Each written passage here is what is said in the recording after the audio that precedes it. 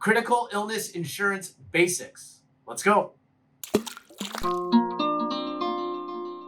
Hey everyone, welcome back to another video. I'm Bo Banner. And I'm Bradley Bumstead. Today we will be discussing the basics of critical illness insurance.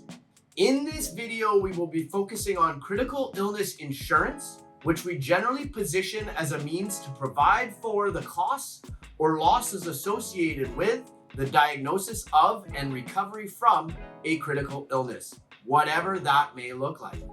That's right. Critical illness insurance is not the right solution for everyone. The way we see it, there are three options to consider for covering any particular risk. Yeah, that's right. You can self-insure, use your own assets, you can borrow the funds, or you can pass the risk off to a third party, which is insurance. Like other insurance coverages, critical illness insurance can be the ideal risk management tool, as it provides immediate liquidity to the beneficiary upon diagnosis of a critical illness, allowing your existing assets to be invested for the longer term or accounting for any funding gaps. So first of all, what is critical illness insurance? That's a great question. Critical illness insurance is generally structured as a lump sum tax-free cash payment to the beneficiary should the insured be diagnosed with and survive a covered condition. The funds can be used for any purpose. Yeah, that's right. And the definition of a critical illness can vary between insurance providers and policies, but under the most generous coverage definitions, there can be up to 30 different covered conditions, with the list continually evolving. Having said this, the majority of critical illness insurance claims are related to cancer, heart attack, and stroke. So what is critical illness insurance used for? Well, critical illness insurance is used to provide financial protection in the event that you are diagnosed with a serious illness that is covered by the policy.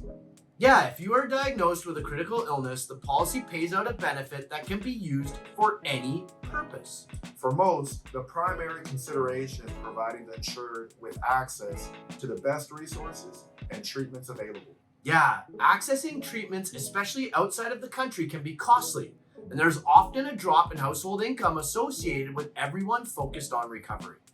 Business owners can account for the costs associated with the loss and or replacement of a key employee, including themselves. Yeah, as we said, the money can be used for any purpose deemed fit. Some other ways we see the benefit being used include home modifications to accommodate recovery, paying off debts, covering living expenses, establishing savings, or even reinvesting in the business. That's right. The specific uses for the lump sum payment can really depend on the needs and circumstances of each individual and business. So how much coverage is enough? The amount of critical illness insurance to be considered depends on several factors, including personal needs and corporate obligations.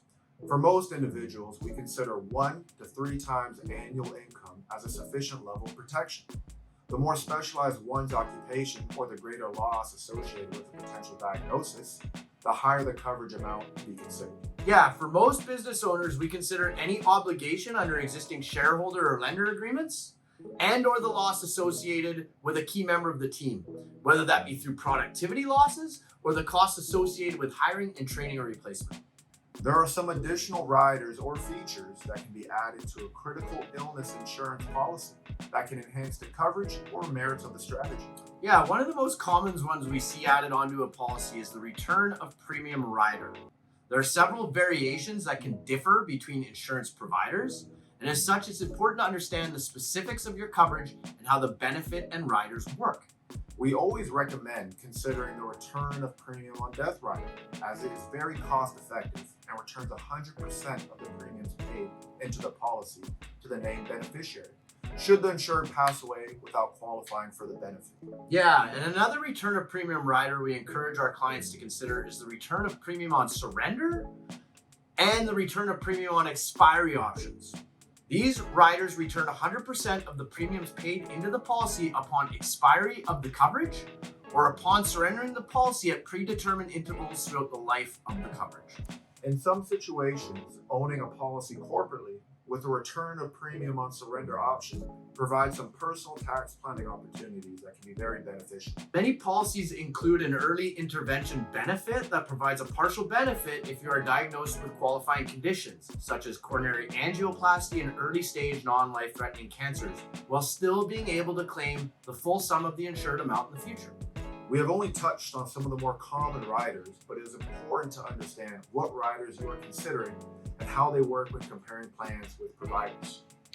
Having said this, it is important to note that every individual and business's situation is different and requires a more detailed discovery to determine the ideal amount of coverage.